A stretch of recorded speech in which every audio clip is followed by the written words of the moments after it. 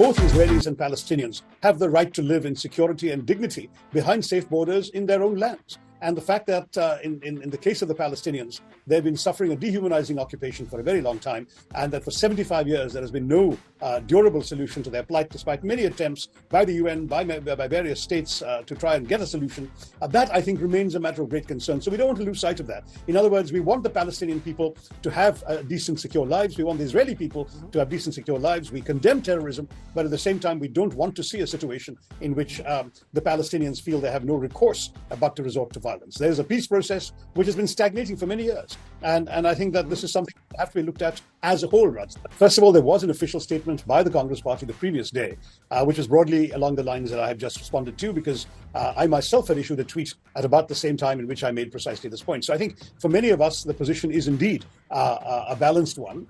We're not suggesting that there can be any sort of two-sidedness to terror. There is no excuse for terror. But at the same time, we cannot possibly be thrilled about the long period of injustice to the Palestinian people as well. Well, the terrorist organization label is one we're very careful not to follow other countries' leads in these matters. The US considers Hamas a terrorist organization, so does Israel. India has not made any such classification, and I'm going to stick to the Indian position that these are terrorist acts. But to call everybody in Hamas, there are political elements of Hamas who one day we may have to negotiate with, or the Israelis may have to negotiate with. So let me just say these are terrorist acts. There's never any excuse for terrorism. India must condemn it unreservedly, and I agree with the government that they condemned it and they stood with the victims of terror. But we don't want to lose sight at the same time of the fact that the Palestinians also have rights, and those rights have been systematically violated over a long period of time. Let me say also, when you ask about the Congress position, that there will be more detailed positions. The resolution focused overwhelmingly on domestic affairs, and language that got into the resolution essentially as an afterthought is to remind people of our long-standing commitment to the Palestinian people. But the larger, broader, more nuanced picture will probably emerge in future statements. This problem, sadly, is not going to end in a day or two, and nor should we take any one statement as the total picture or the last word on the subject. We are all aware that cannot be condoned. And we are seeing images of terrible destruction and killing on the other side. There are civilians dying in Gaza as well. There are journalists who've been killed in Gaza. There's terrible stuff happening on both sides of the border. And now, just as I was waiting to talk to you, I hear your reporter saying that Hezbollah may have been trying to cross the border from Lebanon, which means we're talking about potentially a much wider and more serious war. This is at a time when, in fact, the region seemed to be heading towards peace, where the Arab countries had made their peace with Israel, the so-called Abraham Accords, which brought the UAE in. India itself was part of the so-called I2U2, which was India and the UAE joining with the Americans and the Israelis in collective dialogue. On top of that, there were very strong reports of the Saudis making peace with the Israelis. That, of course, is now on hold, and some say that perhaps Hamas was really targeting that. But the point is that it's sad and tragic when people who are beginning to get used to the idea of living in peace are suddenly confronted once again by war. War never solves anything. I was with Kofi Annan when we met the Israeli foreign minister nearly 20 years ago, and he informed us of the Israeli withdrawal from Gaza. Well, it seemed that way for 75 years, but in fact, the outlines of a solution have been clear for more than 3 decades. And the solutions are very simple. 2 states living side by side in peace and security with clearly defined borders, and at the same time with some international guarantees that one will not attack the other.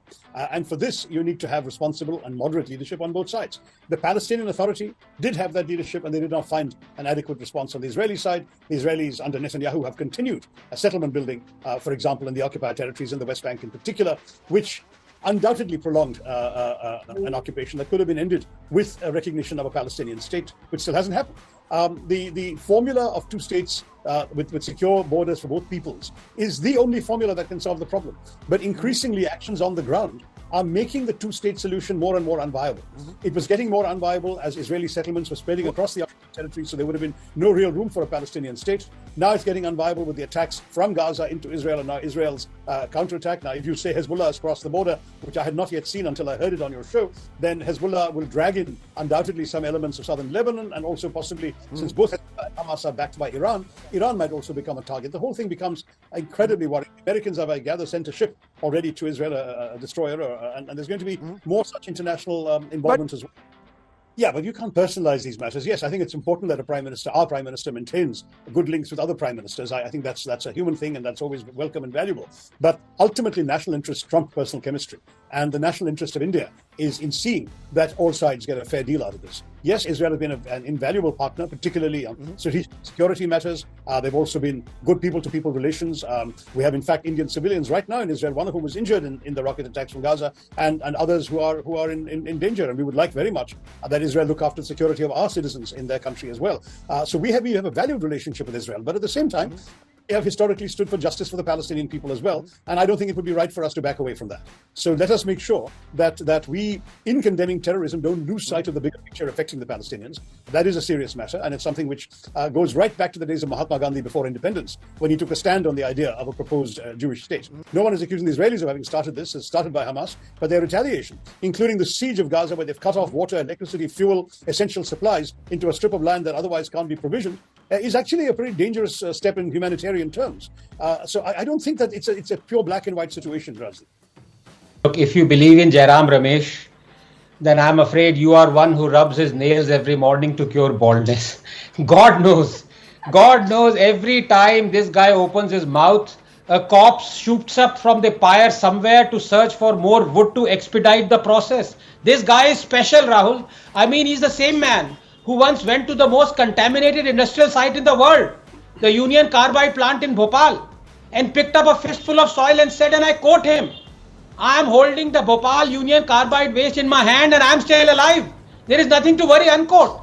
Look, the fact of the matter is that all our Arab friends, 15 nations, ditched us during our 1971 war with Pakistan. It was Israel that claimed to our help, despite America warning it not to. These facts came out from the explosive Huxar papers. And Golda Meir actually told Indira Gandhi, I hope you would reciprocate us, ma'am, our help that we are giving you. And how did Congress repay Israel? By not backing it during its Yom Kippur war in 1973. Rahul, but that's history. The present is, I would like to make a few points, if I may, just a couple of minutes, because they need to be internalized. Because these are irrefutable facts, not opinions. Number one, Hamas uses hospitals as ammunition dumps and patients as human shields, rendering automatically Geneva Convention invalid. I repeat, Geneva Convention invalid.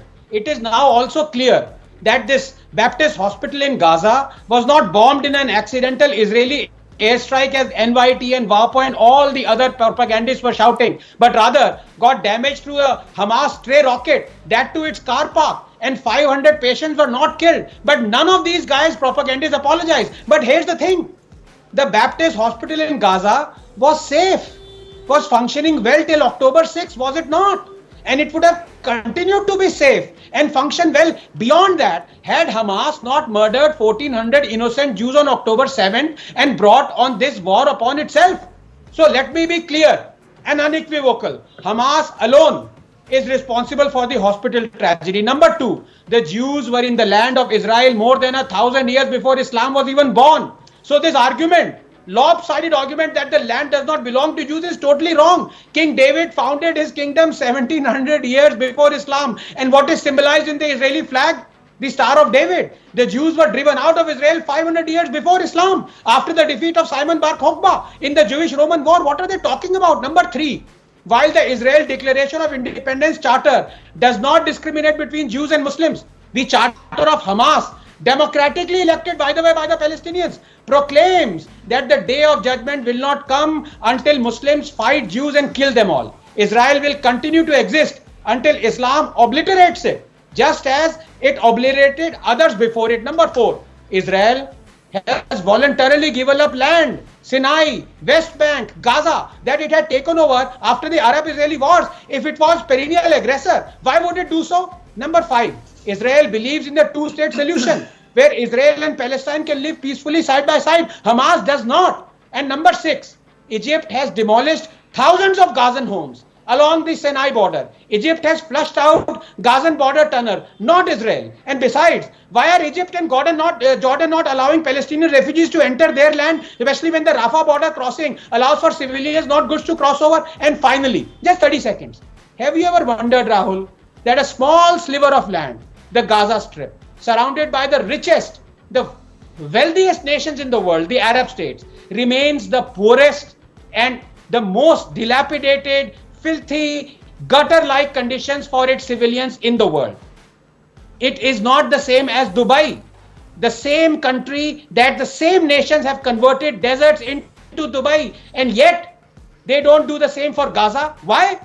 Because they want to play the victim card. Just like after they start the violence, they kill Jews, they march down their dead killed in retaliatory Israeli action to show the world that Israel is the oppressor. They project Gaza as an open air prison and gutter because Israel has made it so, they say. They care more about denigrating Israel than about developing Palestine. And the day they realize this, Palestine and Gaza would be much better condition than they are right now. Yes, in fact, the Air Chief Dhanoa is on record, and this was reiterated by none other than that journalist, that they wanted to bomb the terror hideouts and targets in Pakistan. And our then PM, Dr. Manmohan Singh, was approached, and he balked out. He said, no, we won't do it.